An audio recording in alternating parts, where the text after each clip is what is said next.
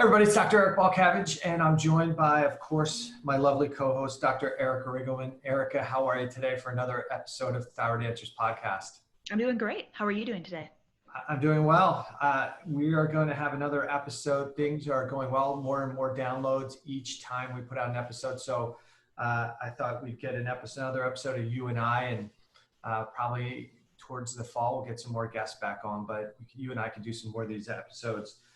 Hearing lots of positive comments about the show and people learning a lot of stuff. So I'm getting a lot of feedback through messaging and Instagram, and people calling the office saying how much they appreciate it. So yeah, awesome. Especially during this time. I mean, people are at home more, they're, listening to stuff. This is a great way to get educated on what's going on and take kind of a hold of what your health is doing.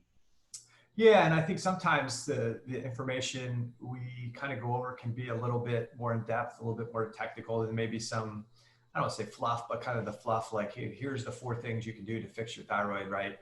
We kind of get into a little bit more of the numbers, the science, and what's going on. And that's kind of what we want to do today, is we want to talk about thyroid labs, maybe discuss what some of what I consider optimal ranges, maybe what you consider optimal ranges.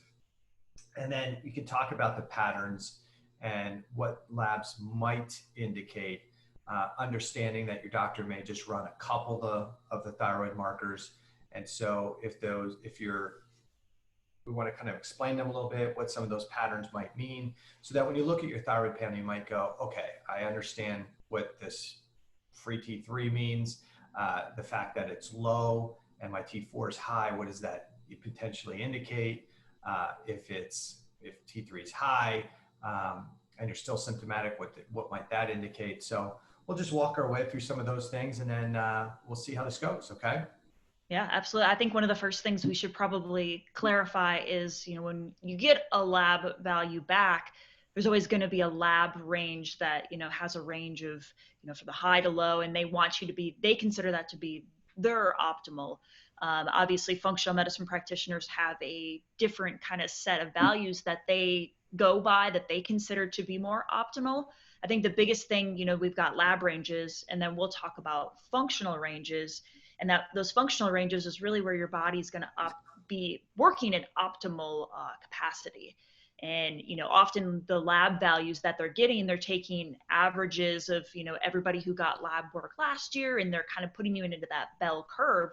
Well, you can still have symptoms, even though your labs are normal, if you're on those far ends, if you're not directly in that middle. So we're really looking at that kind of peak when we're talking about a bell curve, is that's really where your body's optimal. But even at that, I always want to point out that just because you're in that optimal range doesn't mean that that's going to be normal for you.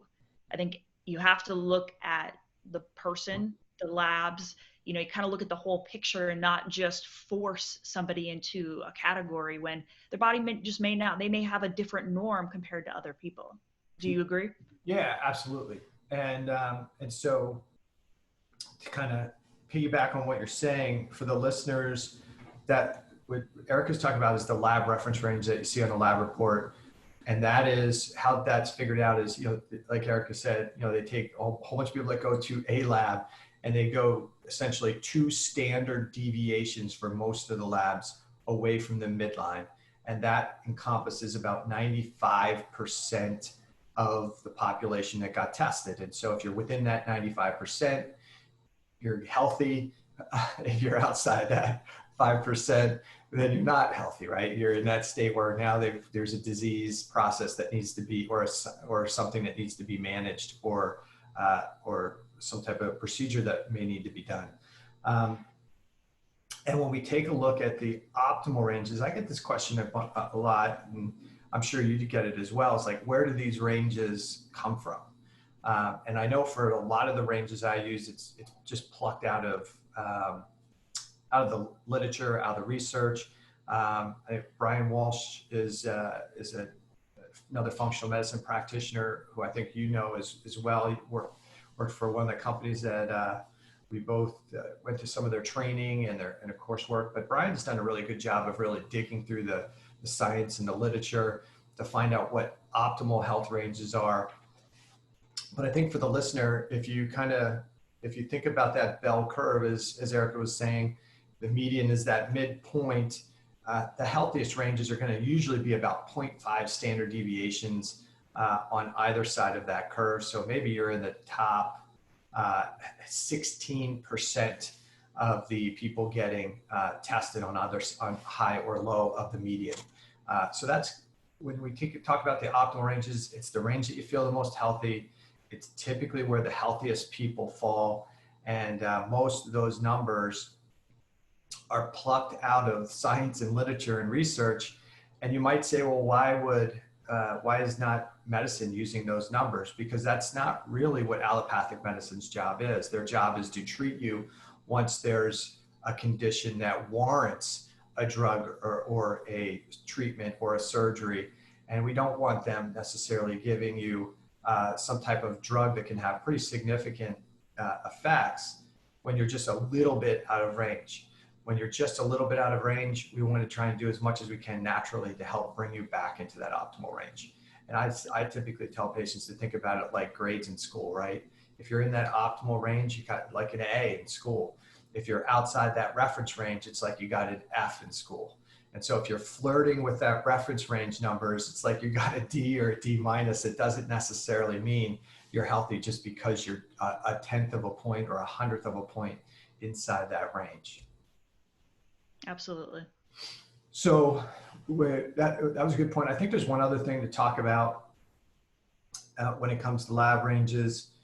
A lot of times when you get a blood panel done, doctors will look at labs, and maybe sometimes the doctors don't even get a chance to look at the labs, but their staff will look at the labs, and they'll look for a high or a low on a lab report. And if you don't see a high or a low on a lab report, they may tell the doc, hey, labs all look good.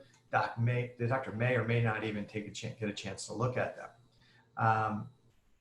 That's different from what I think you and I and many of us in functional medicine do, which is we're not just looking for a high or low, even if it was in the optimal range. What we want to do is interpret the labs. And I know we've talked about this before. And when somebody's when we're interpreting labs, we're doing a couple things. We're looking at the values in context with their signs, their symptoms, their medications, the supplements they're taking, and a number of other factors. So we're not just looking for high or low. If it's high, okay. If it's low, that kind of gives us a clue.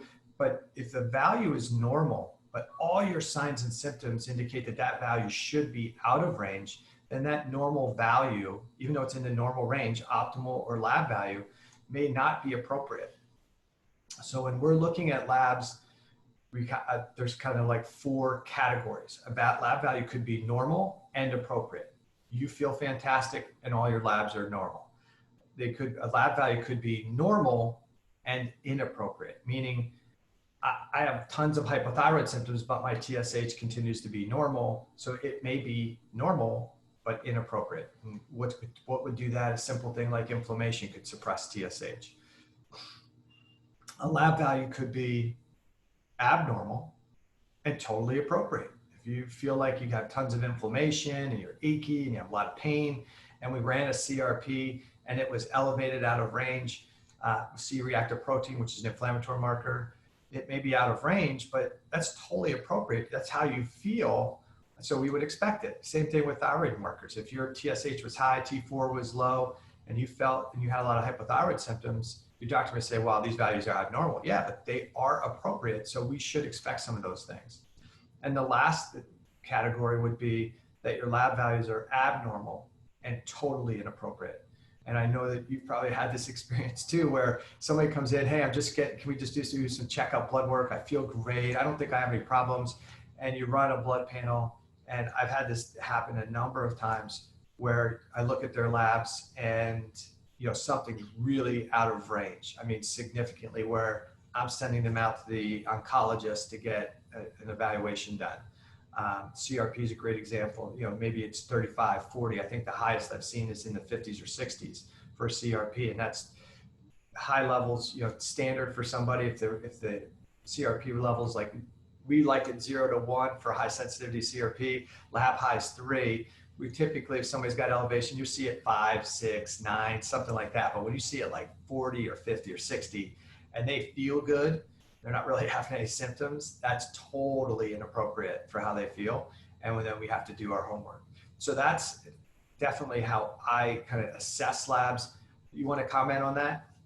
Yeah, no, I totally agree with, what you're saying about those. And it's not just, any person can look at a lab and see a high or a low, but it takes a skilled practitioner to really look at the full picture and the patient.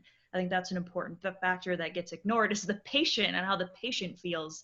And then I'll also note that I've had experiences where labs make mistakes. They can. So sometimes when things don't make sense, rerunning a lab just to make sure, and sometimes you get a completely different lab result. Maybe it was the lab had made a mistake, maybe samples got switched, or the machine wasn't working appropriately. So the labs are not immune to mistakes as well. So there's always those factors you have to take into consideration when things don't make sense.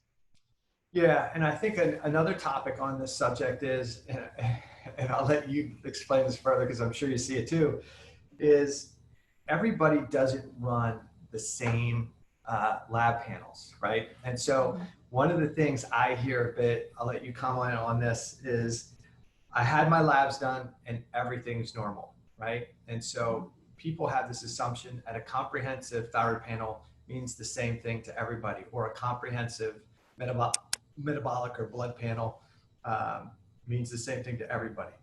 It does not. So do you want to talk about that a little bit? Yeah, definitely. It's one of those things where most doctors, you're lucky if you can get more than, you're getting mostly a TSH run in most cases. And if that's normal, then they're obviously more than likely not going to run anything else. And so when we're looking at that, and a lot of times we know that insurances are the ones that dictate what is run. The doctor may want to run it, but the insurance company may not allow them to be able to run that. And maybe they don't even post that to the patient that there could be a cash paying portion of it. So when we're looking at the lab values, it's more than just running a TSH and a T4. We want a comprehensive panel, because if not, then you're just getting a snapshot of just one little part of it. And if that's normal but everything else is abnormal, all the other markers, they may be missing it and telling you, yeah, your labs are normal, but if they're not looking at you from the full picture, then obviously things are being missed. And so I know in my practice, probably your practice, running a comprehensive, not even just thyroid panel, but a metabolic panel. So we have all of those markers to really get a full picture of what's going on with blood sugar, what's going on with inflammation, what's going on with the full thyroid. Do we have antibodies? Do we have high or low TSH? Is the thyroid making an appropriate amount of thyroid hormone? We're looking at all these values to get a better picture. And most patients that come into to my clinic have normal TSH. So if that's just the marker that's being run, of course they're going to be told that everything's fine. And I don't think it's the fault of the doctor. I think a lot of it's the training, that it's an old school model of that TSH is that gold standard. And we're now learning that it's really not, that there's a whole, select amount of markers that really give you a comprehensive idea of what's going on with that patient. So I think that there's limitations to traditional medicine on getting these labs. One, the knowledge, and then two, the insurance really, dictates what's going to be covered with those labs. Yeah, so I say to my patients, what gets measured gets managed, right? So if you don't measure it, you can't manage it, so you don't understand you can't see what's going on. And so the tendency is for doctors and insurance companies to approve tests that can be managed with some type of pharmaceutical treatment many times. So when we talk about thyroid panels, why is just TSH and free T4 typically done? And when somebody's running a thyroid panel, it's because we're treating with thyroid hormone, and that's the two numbers we need to measure to manage. Why is reverse T3 not done? Because that number is not needed to manage a drug treatment. So yeah, a lot of people will come to me and say, well, I don't understand, why wouldn't my doctor run a reverse T3 or antibodies? And I tell them plain out, like, that wouldn't change their course of action. So why would an insurance company pay for a lab that's not going to change what the doctor's going to do for you? So, but they'll say, but it's valuable information. Why wouldn't they want, but it's not going to change what the course of action is. And so I get why they're not paying for it, but it is necessary to look at those labs to really fully understand what's going on. yeah, and so people, continue to remember that insurance companies are a business, right? And they're kind of streamlining what gets run just towards what makes sense for the medical model of what and they're paying for treatments that are medically necessary, and a reverse T3 doesn't fit into the medically necessary process, because the thought process is all we have to do is normalize TSH. But I do want to say that when we talk about panels, and we use the term comprehensive metabolic panel, their medical doctors using the very same term, comprehensive metabolic panel, because I'll have patients say, my doctor said he runs a comprehensive metabolic panel, or he'll run a comprehensive metabolic panel if that's what you're looking for. My panel that I run, when I run an initial comprehensive metabolic panel on somebody, is about, I think, 65 tests, somewhere in that ballpark, with a urinalysis. Their medical doctor may run a comprehensive metabolic panel, which right now is somewhere about 14 to 18 tests. So they have the same name, right? But it's a dramatically different number of tests. Do you see the same? Yeah, and that's generous. I often see like 10. And so, yeah, I think that's being dictated by insurance companies. Like, these are the only tests we need to screen, and it's a shame, because it's not just thyroid panels that are being kind of shrunken down. When doctors are looking at blood sugar values, they'll run glucose as part of a blood sugar physiology assessment, when it's a terrible marker to really get an idea of whether somebody's having blood sugar regulation problems, right? I mean, you and I'm sure you look at glucose, you look at your fasting insulin, you may look at your C-peptide, you may look at LDH, you look at hemoglobin A1C, you look at triglycerides. I mean, we want to take a look at the whole picture to see what's going on with blood sugar regulation. And glucose, which is the marker that's typically run, is like one of the last things to go above lab range. And by the time it does go above lab range, you're already in diabetes. Whereas if you ran that more comprehensive panel, looked at like something simple like a C-peptide or a fasting insulin, you might see that they're insulin resistant years before they ever develop diabetes. I mean, you could see, if we looked at it, we could see the pattern developing as insulin resistance rising. Hey, they were developing this insulin resistance for the last 10 years. They just developed the diabetes, but it's actually been a condition. They just got the diagnosis of diabetes, but they've actually been developing it for years. So it's tough. I think that, some of the medical doctors are in a tough position. They really do want to run more tests, but they get their hands slapped if they do it. When it comes to a thyroid panel, they're kind of dictated to run the tests that are medically necessary, do the treatment. And if they go outside that model, it's paperwork, it's justification of notes. And there's so much going on today that, it's just not going to get done like it should. So I think we beat that up a bit, right? We talked about the labs, the different ranges. We talked about what gets measured, gets managed, and we talked about interpretation. So I think we could kind of go into some of the lab markers that we consider part of a comprehensive thyroid panel. We can talk about the patterns a little bit. TSH, right? Thyroid stimulating hormone. You want to talk about what that is? Yeah, so when we're talking about TSH, it's really the molecule that's going to be released in the pituitary in the hypothalamus to be telling the thyroid to release thyroid. So it's not, a lot of people get this confused and think because it's thyroid stimulating hormone that it's made by the thyroid. It's not made by the thyroid. And so really what it's doing is it's released in the brain to tell the thyroid to release hormone. And so when we're talking about that, the biggest, again, it's the gold standard when we're talking about, thyroid function and being able to identify whether somebody had a thyroid issue. And there's often a reflex that if this is abnormal, then we'll run a T4 marker. And when we're looking at this, I know my preferred values is going to be somewhere in the like 1.5 to 3 range is in the optimal state that I'm looking at. But I've seen it lab values as low as, 0.5 to like 9 in some labs, and that can obviously vary from lab to lab. So that's a huge range. And then when you narrow it down to like 1.5 to 3 as being more of an optimal range, we can see that that's really where we're going to get an idea of what's really going on. Is there, and I think that people don't understand that thyroid function really begins in the brain. And so if we're not having a good communication between the brain and the thyroid, we're not going to have any release of hormone at that point. So there's always a control in the endocrine system that we've got to look at the neurological portion of it, which often gets ignored. Everybody just wants to look at the gland.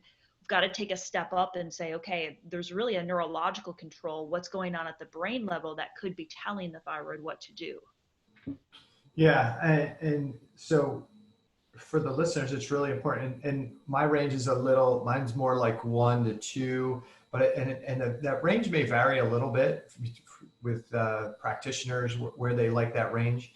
And so that's important. I get that question a lot. Like, well, what can different functional medicine practitioners sometimes have different values? There's a couple of points on that. And just because my value is a little bit different than Dr. Erica's value, it doesn't make one right or one wrong. We're never looking at TSH on its own as an indicator of physiology.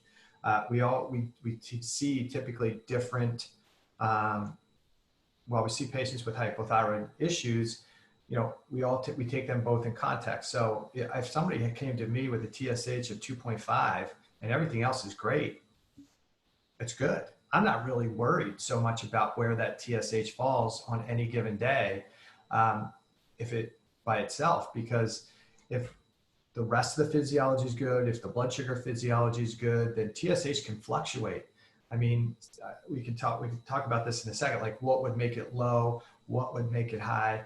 I just don't think for the average person, we can look at TSH alone as, okay, this is good, because there's so many things that can influence it. We'll talk about that in a sec, but you're right. The lab ranges can vary, right? From like 0.45 to 4.5, 0.3 to 0.5, to 6 to what. So when I think sometimes people wonder, I've gotten this question asked multiple times. Here's my labs from Quest. Here's my labs from LabCorp. Here's my labs from the hospital setting. All the ranges are different. How is that possible? But the ranges are different. Well, the ranges are different based on the population. And so we talked about that earlier, that taking the population of all the people who go to LabCorp or Quest or the hospital, and that population is going to have their bell curve drawn out and go to standard deviation. So it can vary a little bit. But there's things, the reason we're not huge fans of just TSH on its own is that there's things that can influence it. And there's things that can cause it to rise. There's things that can cause it to be lower than it should be, or artificially lower than it should be. And probably one of the biggest factors that's going to influence TSH is inflammation. And inflammation is going to have a tendency to cause TSH to be lower. And I guess I can talk about why that might be. But when there's inflammation in the system, there's actually an increase of T4 to T3 conversion via something called deiodinase 2. And definitely, if that inflammation is impacting the hypothalamus, the gland in the brain, T4 is going to be converted to T3. T3 is going to fill or saturate the receptors in the hypothalamus, and the hypothalamus is going to assume that there's plenty of thyroid hormone. So TRH, thyrotrophin releasing hormone levels, go down. And if there's decreased TRH, then that TRH isn't going to the pituitary gland to increase the stimulation of TSH. So if you have inflammation, and that's probably one of the biggest issues we have is chronic low-grade inflammation, it could falsely keep your lab value normal or actually below normal, despite you having low levels of thyroid hormone production. So that's probably one of the biggest.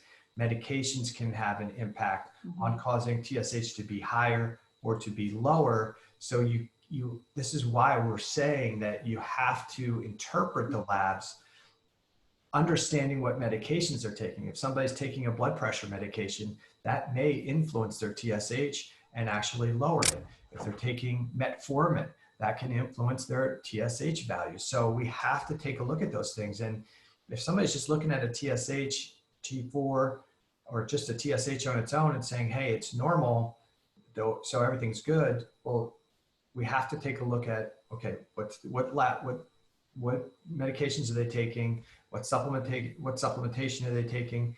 And what's the rest of the panel tell us? You want to comment on that? Yeah, no, I definitely think that that's all true. And one of the things that I often will see is TSH being super, super low. And people say, oh, well, my doctor says that that's perfect for me, although they have every thyroid symptom underneath the sun.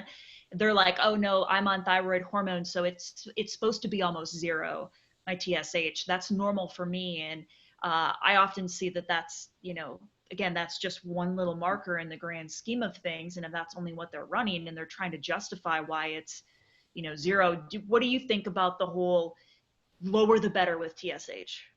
Well, the concept of that is that, hey, if we provide so much thyroid hormone that we drive TSH into zero land, then the thyroid gland doesn't have to produce any thyroid hormone, and therefore there'll be less damage and destruction to the thyroid gland. And there's some science that kind of backs up that idea. If the gland's not working and you have TPO antibodies, then the TPO antibodies aren't going to create the damage or the destruction. The problem with that thought process is that in a homeostatic model, which means you're in a low stress, no stress model, no inflammation, no health challenges, no stress on the system, that may be okay, because that lowering the TSH that low may provide plenty of thyroid hormone that supports all the tissues, and yes, the gland doesn't have to do any work. The problem with that model is the vast majority of our patients aren't in homeostasis, right? They're not in a state of low stress or no stress. They're in an allostatic state where there's excessive stress. And when we have excessive stress, brain, that central kind of hypothalamus, pituitary, thyroid system kind of regulates different than the peripheral system. And so it really creates more issue and more problem, because the hypothalamus and the receptors at the hypothalamus makes that hypothalamus 10 to 20 times more sensitive to a small amount of thyroid hormone. And so you can normalize the hypothalamus really quickly, and TSH will drop because the hypothalamus is flooded, which will drop your TSH because now hypothalamus is taken care of. The problem is if that tissue is 20 times more sensitive to thyroid hormone, it's going to normalize so much faster than the peripheral tissue. And so then we have another problem that occurs if we're in this allostatic or excessively stressed state. As soon as we start normalizing and lowering TRH, TSH, then the converting enzyme in the periphery, deiodinase 2, can start to become deactivated, or what we call ubiquinated. And now it doesn't work as well in the periphery because the brain is saying, hey, we're flooded with thyroid hormone body. You need to start deactivating thyroid hormone. So the tissues that were resisting thyroid hormone to begin with now start to even if they wanted it, they're going to start to deactivate it more. So in a homeostatic model, a low stress, no stress model, like, hey, I'm really healthy, but my gland got taken out, that may work really well.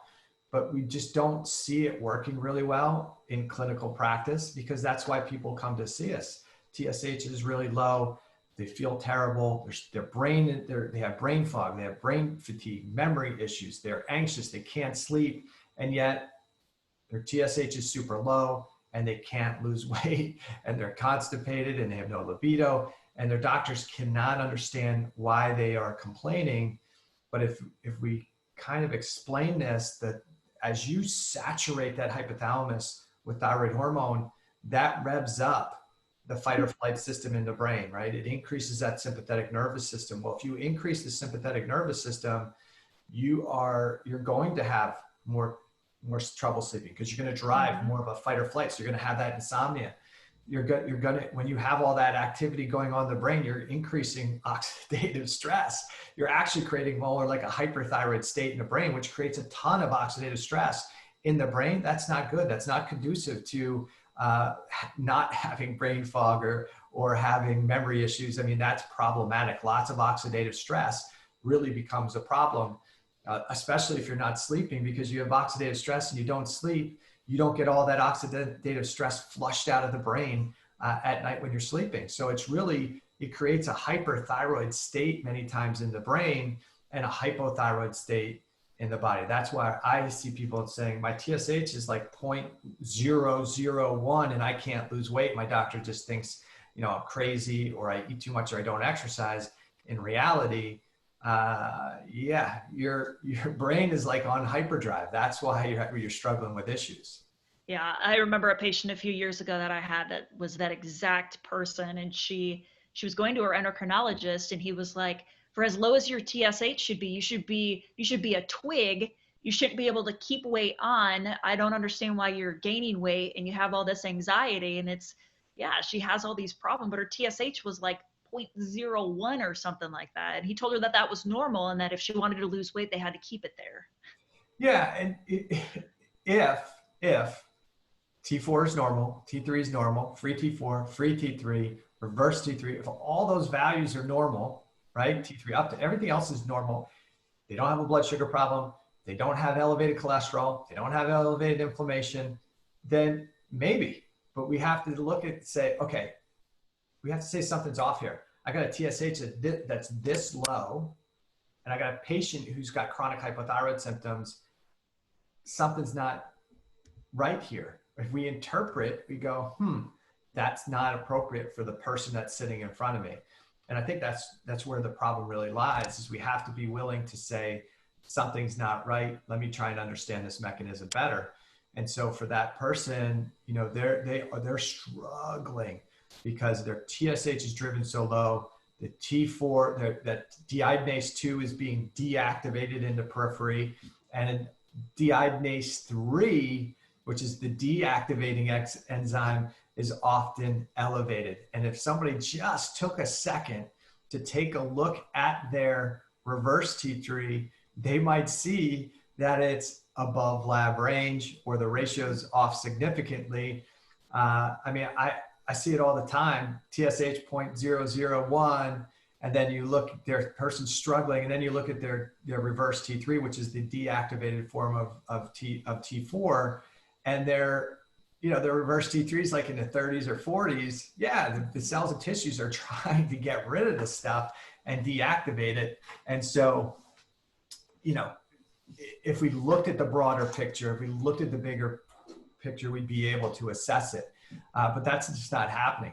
And with the same patient, you'll typically see other indicators on their labs that they have tissue hypothyroidism. Their cholesterol will be elevated, right? If their cholesterol is elevated, that's a great sign that they're not getting cholesterol to the liver. Their LDL will be elevated, their cholesterol will be elevated, because there's not enough thyroid hormone at the liver to actually allow LDL to dock to the liver, to pull cholesterol out of the bloodstream and put it into the liver so that it can go out in the stool and out in their poop. But if your doctor's not interpreting labs, and maybe the endocrinologist is only running the thyroid panel, they're not looking at a cholesterol panel because that's considered not necessarily relevant to thyroid physiology, they'll totally miss it. So there's definitely things that we can see. I am not, and I don't see this, I'm not a huge proponent of just driving TSH as low as possible. And I'm sure you've seen this in your practice, that I see it in mine. As we actually help people uncover the root causes, lower the stressors, allow the tissue to start to recover, what do we see? We see people have to reduce their thyroid hormone medication because they're over medicated. We see people start to come off thyroid medication and their TSH normalizes, their other values normalize. And it's like, hey, it was just too much hormone. I don't think the doctors are necessarily doing anything unethical. They're following guidelines, but I think those guidelines need to be revised. But in that medical model where the only choice is to give you a T4 medication or give you a thyroid hormone and not address the root cause issues, there's really not many other tools in the toolbox for the allopathic physician to really use. Yeah, and I don't see any of those lab values ever being changed, like the standards being changed, just because a lot of that stuff is driven by the pharmaceutical companies. And if you change those values, it may mean less profit for these pharmaceutical companies pushing these thyroid meds. I mean, it's in the top three, the meds that are actually prescribed here in the U.S. Thyroid hormone is up in the top three. And so when we're talking about that, that's a big money maker for these pharmaceutical companies. And that if, they fund a lot of the research, so why would they push research to change these values or to change the gold standards in the medical literature if it's going to harm their bottom dollar? I mean, that's really what it comes down to. Yeah, pharmaceutical companies are businesses just like every other business, and they're going to protect their thing. And if you look at it from the perspective of, hey, the medication does serve a purpose, right? For some people, they need some thyroid hormone, especially in a crisis situation, and so we have it. The problem is that if that's where it stops, we got problems, right? So, if you ask people, is it inappropriate? The goal is to normalize TSH. The goal is not necessarily to find the root cause of your hypothyroid condition, address it, and help you recover. That's not the goal of treatment. And so, for those that are looking at thyroid medication as the be all end all, it's because of how they're looking at the situation. They're looking at it and saying, hey, my job is to normalize your TSH and T4. And if I do that, I fix your thyroid physiology. And so the medication is the best way to do that. We just look at it from a different perspective. So yeah, there's problems because we have to define what the objective is. I mean, cholesterol is another great example of that, right? What's the objective? Is the objective of the treatment to normalize cholesterol? Yes. Okay. What's one of the fastest ways to lower cholesterol? Take a statin. So does the statin work? To do what? To reduce cardiovascular disease and to normalize lipid physiology? Yes. No, it doesn't do that. Okay. Is the objective to lower your cholesterol and maybe your LDL? Yes. Okay. Does it do that? Absolutely, it can do that. But did it fix the physiology? No. Okay. So we have this biased view when we look at a lab and a drug. Does it do what its intended purpose is? And those who prescribe would say, yeah, it lowers your cholesterol. That's what I gave it for. Our bias is, yeah, it does do that, but does it really address the root cause? Well, I don't know. I don't know what the root cause is, but that's not my objective, right? Same with blood pressure. It's baffling because the whole purpose, they say you need to be on the statin, is to prevent, a cardiovascular event.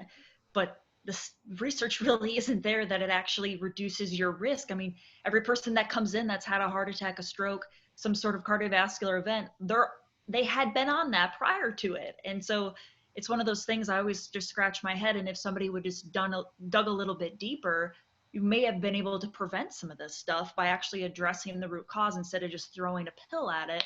And, yeah, could it have been a whole lot worse? Maybe. I mean, they could have had a, 10 times worse heart attack or, a stroke. But at the end of the day, a lot of these patients that are still getting it were on that prior to it. Yeah, because it doesn't fix the underlying cause. And I think what we see a lot of times from the pharmaceuticals is they serve a purpose, especially acute care, life-saving care. The problem is they don't address the root cause issue. So they're using them to manage numbers, to manage conditions. So, I mean, they may prevent somebody from dying at 60 and they may get to 70, but what's the quality of life? And did we really give them a better quality of life with the medications? And people can argue that, but I think it's kind of good and bad. I mean, I think medicine allopathic medicine could do a better job, but there's just so much to do, and we have such a sick society. And I think this leaves a purpose for us in functional medicine is to say, hey, our job is to take you from where you are and raise your quality, your level of health to as close to optimal as possible. And I think allopathic medicine fits in there really well with, hey, you have acute care, you need crisis care, and we can help kind of maintain your function and physiology, but to really put a lot of time and effort into that optimizing healthcare, which does require a lot of work on the patient's perspective and puts a lot of onus and responsibility on there. That's just not where medicine is at this point in time, but that's good because it gives us an opportunity to have a place to say, hey, you guys do this really well, we're going to be here. And for the people that don't want to put the work and effort in, and they really just, they're not as interested and they're fine with just, taking medications on a regular basis and not putting a lot of effort into improving their health and quality of life, I think allopathic medicine and medications give them that opportunity to survive and to be functional. But really what most of us want, most of the patients that come to see us, they don't just want to survive and get by and manage their depression or their anxiety or their constipation. What they want to do is they want to optimize their health. They want to thrive. They want to get the most out of their life and their quality of life and realize that, hey, I'm 40, I'm 50. I shouldn't feel like crap every day and need a bunch of medications every day just to feel this lousy. There should be something better, and there is, but it requires a different perspective than what allopathic medicine can really provide right now. Yeah, and it's definitely more work. I often think traditional medicine gives people a hall pass, that they think that, I see it with diabetic medication, cholesterol medication, even with thyroid medication, is that just because I'm taking the medication, that's my hall pass, that I don't have to put in any of the work.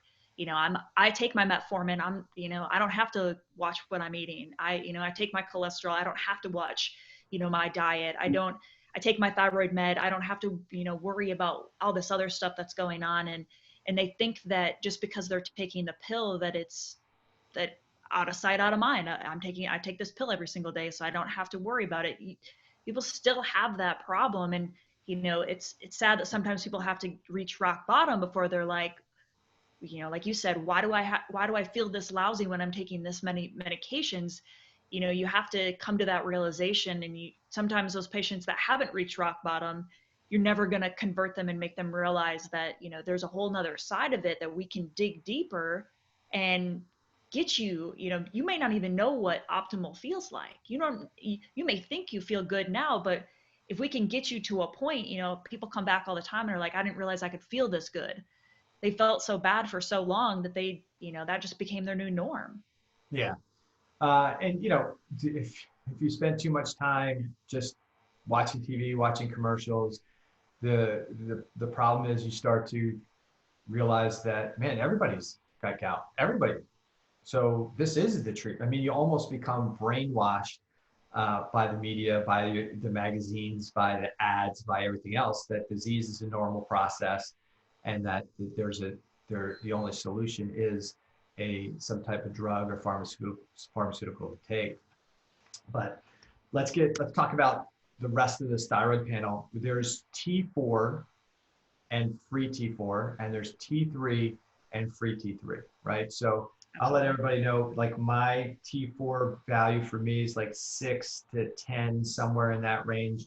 T3 somewhere around 100, 180. Free T3 is typically 3 to 4, and then free T4 is like 1.0 to 1.5 is typically the values I look at. They're probably, again, pretty similar to yours. Yeah, very similar. Maybe just a couple decimal points off for some of them that I like. But again, at the end of the day, those aren't concrete numbers. I like to also look at the patient. So, there's a good range that we use, and it's very, very similar to yours. So for the listeners, you want to describe the difference between what T4, total T4 is, and free T4, and why those two things are maybe important to understand the difference? Between the T3 and T4? Well, when we're looking at the... Yeah, so somebody's going to look at it, they're like, well, my doctor did T4, you're taught, this says free T4. What's the difference between T4 and free T4? Yeah, you can go ahead and you can explain Okay. that if you'd like. Yeah. So when your doctor is looking at total T4, okay, so you'll see T4, big T4. That's the total hormone, total amount of T4 in the system. That's what's bound to carrier molecules and what we call free. So think about thyroid hormone. It can be in two states. When thyroid hormone is made by the gland, the primary hormones that are released from the thyroid gland are T4 and T3, and it becomes free. Now, we don't want just tons of free hormone dumped into the system, because then it can start to either be deactivated right away, or it can start upregulating metabolism if it's transferred into the tissues when it doesn't need to be. So total T4 is the total amount available, and free T4 is what is not being, it's not on the transporter. So think about this. Thyroid hormone has to be escorted around the body by like a bus, okay, or an Uber. And so there may be 30 T4 molecules on the bus, okay? But none of those T4 molecules are available to go into the cells or the tissues until they become free. Just like if I had 30 kids on the school bus, until the child comes off the school bus, they can't go into school.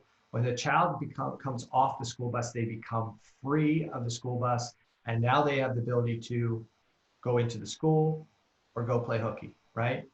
If Evan drove you to the mall, right? You're in the car, right? But you're not free to go shop unless you get out of the car, right? So the same thing. So the difference is T4 is always going to be this bigger number because it's the total amount of circulating thyroid hormone. It's like a ready reserve. So that when your tissues need thyroid hormone, they don't necessarily have to have the thyroid gland pump out more hormone constantly. There's always this ready reserve being escorted around in this kind of school bus. And that school bus molecules, typically something called thyroid binding globulin, could be albumin, there could be ferritin. There's a couple of these binding molecules, but essentially T4 is the total amount of T4 available in the bloodstream, and free T4 is the amount that's no longer on that escort molecule and is now available to get into the cell or tissue. And the same thing for T3, total T3, so big T, and then 3 is total T3. That's the total amount of T3 that's available in the bloodstream, and free T3 is what's available to get into the cell or tissue, okay? Mm-hmm. So that's the difference. You want to explain a little bit of how estrogen and testosterone can really affect those numbers? Yeah, so there's another value on your lab report. It's called T3 uptake. So some doctors may run thyroid binding globulin. I think what's been kind of talked about is T3 uptake is sometimes a better marker. And so what that means is you have this T3 uptake. I think my range is like 28 to 38 optimally, somewhere around that range, I believe. And so when we talk about T3 uptake tells us how much room there is on those escort molecules, the school buses, to put more thyroid hormone to escort it. So if you see that your T3 uptake, if it actually gets run, maybe it's probably your functional medicine practitioner, but if your endocrinologist doesn't run T3 uptake and it's low, what should that mean? What that means is that there's T3 uptake is low. That means there's not a lot of room for more thyroid hormone to get on the bus, okay? That means the bus is saturated with thyroid hormone, okay? If it's high, T3 uptake is really high, that means there's plenty of room on the bus for thyroid hormone, okay? Now, what's the significance of that? Well, if its T3 uptake is low, there's one of two things that could be going on. You have a lot of thyroid hormone that's saturating the bus, and maybe when we're talking about T3 or 28 to 38, we're saying we have an average size bus and we can get a certain amount of people on it. When T3 uptake is low, a couple things could occur. One, we don't have much we have a small bus. We don't have a lot of binding globulins around. And so we may have a normal amount of T4 or T3, but we don't have much binding globulin available. So it can be saturated. Or we could have a gigantic bus and we still have normal amounts of T4 and T3, but there's a lot of availability. So what influences the size of the bus or the amount of these binding molecules? And as you were alluding to, estrogen, testosterone, androgens, estrogens can influence the number of these binding globulins, or essentially the size of the bus. So estrogen has a tendency to cause us to have more binding globulins, and therefore you can get more to saturate, more thyroid hormone can saturate those seats, okay? Which oftentimes means that there's less free hormone available because the kids keep just getting on the bus. They keep getting on the bus. There's plenty of seats. So estrogen will increase the binding globulins and have a tendency to lower your T3 uptake, typically indicating that there's going to be less free hormone available. And when you have lower amounts of estrogen and higher amounts of testosterone, typically you have fewer thyroid binding globulin, or you have less seats on the bus, so you could potentially have more free hormone. So for us, when we're taking a look at labs, it's important for us to take those three things into consideration. What's my total T4? What's my T3 uptake? And what's my free hormone?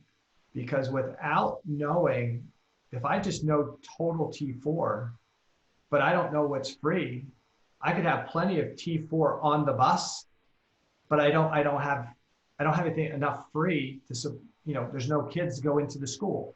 So that could be a problem. I could have total T4, but if I've got a really low T3 uptake, I know that it's going to be really hard to have a lot of free hormone available because those binding globulins are sucking up all that thyroid hormone. The other thing that can occur is if we have T4 is good, T3 uptake is low, which means there's a lot of binding globulin, right? And so it's binding up a lot of stuff. But now I start to look at my free T4 and it's high, and that can happen even though typically we look at it from a different perspective. Now I start to say, wait a second, I've got lots of T4. I've got lots of binding globulin to suck up that T4, and I've got lots of free hormone. What should that tell us? Somebody might think that that's great, but if those values are higher than they should be, what that tells me is I've got some cellular resistance going on that I can't get. I'm flooding the body with T4. I can't convert it. I may not be converting it. We didn't even talk about T3 in this perspective yet. But if I have a lot of free T4, then something's wrong. It's not getting into the tissue, or it's not being broken down appropriately. So to me, that tells me that there's a level of cell resistance going on. And so we have to, again, not just look at the numbers, but we have to interpret them and say, wait a second, what's the pattern going on here? If in that instance, would reverse T3 likely be a little bit higher? Yeah, you might see that reverse T3 is higher because the body is breaking that T4 down. That's where we would then take a look at T3 and reverse T3 and say, okay, what does this tell me? What's my total T3? Well, if total T4 is high and my total T3 is low, free T4 is high and free T3 is low, I'm not converting, right? Then I definitely want to look at my reverse T3 and see, is that elevated? And if it is, okay, thyroid hormone's not getting into the cell. It's actually being deactivated at the plasma membrane at the edge of the cell, and it's being deactivated. So we take a look at that. So that's why it's become so important to interpret it versus just reading it. Okay. If we saw that, hey, T4 is high, free T4 is high, T3 is high or normal, and free T3 is high, what does that tell us? Again, we're back to our resistance issue. We're not getting thyroid hormone transported into the tissue. And why might that be? Well, again, our good friend inflammation can drive a drop in transport of thyroid hormone into the cells and tissues. And so that may be the picture we're seeing. And I think the last test they kind of talk about is reverse T3. And I look at somewhere between 9 and 18. I know some people go down as low as 12. Some people talk about 15 as a number, but from the literature I've read, I kind of use 18 as that high number for me. I don't know if you use a different number. No, I usually, if it's more than like 18 to 20, then I'm a little concerned, and we got to look more into that. And I look at the ratios as well, but T3 is a tricky one, right? Because people look at reverse T3 and say, well, my reverse T3 is normal, so I don't have this deactivation process going on. But you can't evaluate. I see this a lot, especially with doctors that are using T4, T3, or T3 therapy. They won't run T4. They'll run reverse T3 and T3 values along with their TSH. But you can't assess reverse T3 if you don't know what the value of T4 is. If you don't have much T4, you can't make reverse T3, because when T4 gets deactivated, it gets deactivated to reverse T3. Now, it can be deactivated to a number of other things, but the primary thing it's going to be deactivated to is reverse T3. So I'll see patients say, my doctor says this is great because my reverse T3 went from 24 down to like 7 or 8. I'm like, that's not good. You're taking T3 therapy. You probably don't have enough T4 in the system to convert it. So the thought process is from some doctors that reverse T3 is bad, and it blocks the receptors. And we've talked about that multiple times, and that's not technically what happens at the nucleus or the mitochondria, but reverse T3 plays a role. It's not the problem. Reverse T3 is just an indicator or gives us an idea of what's going on. So when you're looking at reverse T3, we want to determine is it high, is it low, is it normal, but we have to take that into context with what T4 and free T4 are. If your free T4 is low, your reverse T3 is probably going to be low or normal, because you don't have much T4 becoming free to actually get deactivated. Does that make sense? Yeah, no, and I've even had patients, come to our clinic and say, well, I just need to be put on T3 therapy to lower my reverse T3, right? And they just, again, it's that whack-a-mole, it's all most traditional doctors are just trying to get those values into range instead of looking at it. Yeah, if you put somebody on T3 only, there's a likelihood that their reverse T3 is probably going to go back into a better range, but that doesn't mean that that's optimal for that patient. Right. And so, people get caught up and we see sometimes in somebody's maybe going to an integrative or a functional medicine practitioner, and the T4 didn't work well. The doctor may say, well, we're going to use Armor and we're going to lower your reverse T3, or we're going to use the T3 and that's going to lower the T3. And it does do that. It will. But the problem is that's many times not the right scenario. And we've got to be really careful with what we talked before. When we're doing T3, you can really quickly upregulate the brain and create more anxiousness and more anxiety. And I can't tell you how many patients I've taken care of in the last 2 decades, who, when we got them off of a T4, T3, or a T3, they felt so much better. And they're like, yeah, but I need that. I need the T3 because I'm not converting. The problem is that there's loops, feedback loops in the brain. And if you oversaturate, T3 can get into the hypothalamus really easily, lower TRH real quick, but create problems elsewhere. So some people talk about, hey, T3 is the magic treatment because I have transport issues, or I have deiodinase SNPs or polymorphisms.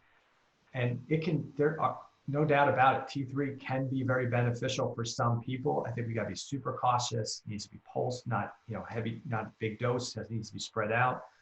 but I've just seen in my practice that the vast majority of people don't really need the T3 as much. If you get to those root cause issues, they do really well with either a combination with a small amount of T3, kind of more similar to what the thyroid gland produces, or T4. If the rest of the physiology works well, they do really well and have less of a tendency to have the wind up, the anxiousness, the anxiety, the constant brain fog. I mean, I've had a couple patients in the last month who, they're like, oh my gosh, I'm off of it. My brain works so much better now that I'm not taking T3. I'm like, right, because it's like having your foot on the gas pedal constantly, and that creates a big issue. It creates that anxiety, creates the brain fog, creates that inflammation, creates the insomnia and the sleep disruption. So when it comes to reverse T3, we have to assess that in relationship to the rest of the values. You cannot just run reverse T3 by itself with a T3 and assume you understand the physiology. And you also have to interpret reverse T3 in light of the type of medication you're taking. If you're taking a T4, T3 medication, it's going to be lower than, and not really maybe show you the fact that there's deactivation going on like you would see if you were taking T4, right? Yeah. And reverse T3 is complicated. We did a whole podcast just on reverse T3. So if you're wanting to learn more about that complicated process, you can go back and listen to the whole podcast we did on that, because again, I mean, we spent a whole hour just talking about that one marker.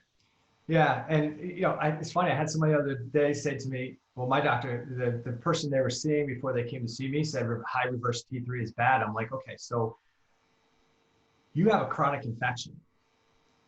Your white blood cells, your immune system will actually increase TSH production.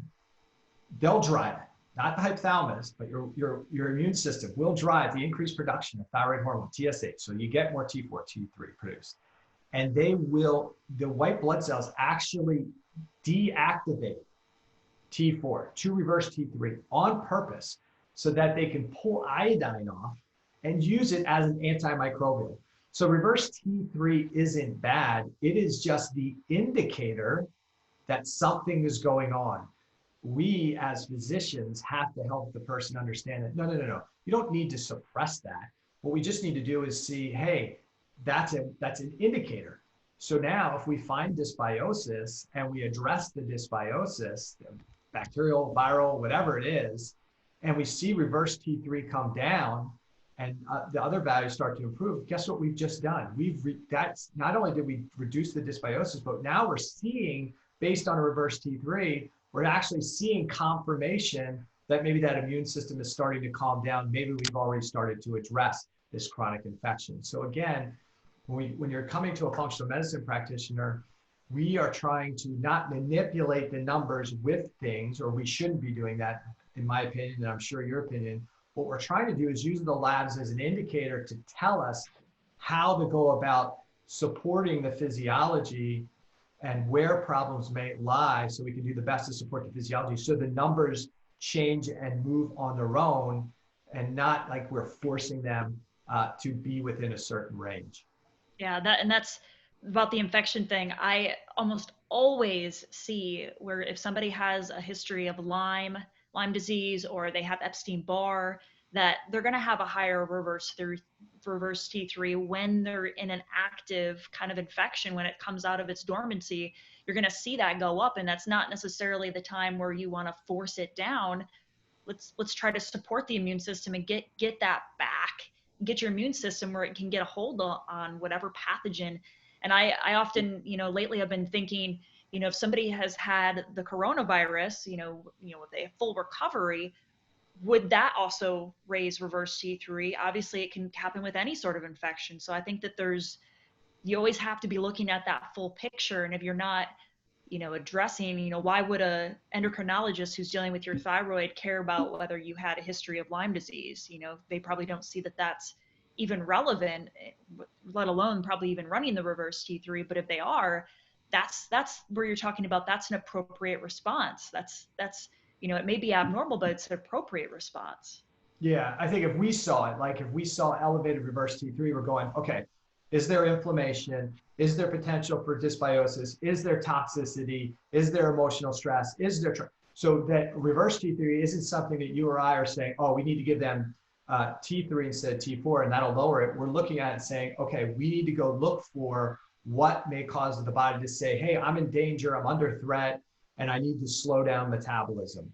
And the last piece on that, and another thing to kind of keep on, and then we got to get out of here, that is that sometimes if there's elevated reverse T3 along, it could also indicate that there's problems with your detoxification pathways, especially liver function, because this is the primary area where things get reduced. So if I've got cellular hypothyroidism, if I've got elevated cholesterol, if I've got elevated triglycerides, elevated VLDL, that should clue us into, hey, there's a problem at the liver. And maybe one of the reasons that that reverse T3 is elevated is because the person's got fatty liver, they've got problems with detoxification pathways, maybe overloaded with estrogen that's blocking phase 1, phase 2, phase 2.5 detoxification.